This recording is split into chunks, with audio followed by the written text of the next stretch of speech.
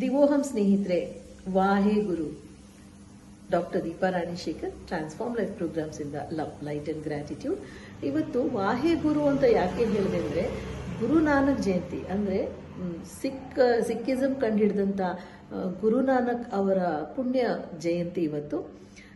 ಈ ದಿನದಲ್ಲಿ ಅವರ ಒಂದು ಸಿಖ್ಖರು ಏನಿದ್ದಾರೆ ತುಂಬ ಕೆಲಸವನ್ನ ಮಾಡ್ತಾರೆ. ಅಂದರೆ ಒಂದು ನ್ಯಾಯಬದ್ಧವಾಗಿ ತುಂಬ ಕಷ್ಟಪಟ್ಟು ದುಡಿತಾರೆ, ತುಂಬ ಪ್ರಾಮಾಣಿಕವಾಗಿರ್ತಾರೆ, ತುಂಬ ಪ್ರೀತಿ, ಬೇರೆಯವರ ಬಗ್ಗೆ ಅನುಕಂಪ, ಕರುಣೆ, ಮಮಕಾರ ಇದೆಲ್ಲವೂ ಒಡಗೂಡಿರುತ್ತೆ. ಮತ್ತೆ ತುಂಬ ಏನು ಹೇಳ್ತಾರೆ, ಶ್ರಮಜೀವಿಗಳವರು. ಮತ್ತೆ ನಮ್ಮ ದೇಶ, ನಮ್ಮ ಜನ ಅಂತ ತುಂಬ ಪ್ರೀತಿ ಇರುತ್ತೆ. ಈ ಒಂದು ಭಾವನೆಗಳನ್ನ ನಾವೆಲ್ಲರೂ ಒಳಗೂಡಿಸ್ಕೋಬೇಕು ಅಂದ್ರೆ ಏನ್ ಮಾಡಬೇಕು? ನಿಮಗೆ ಗೊತ್ತಿರೋ ಉತ್ತರ ನೀವು ಹೇಳಿ.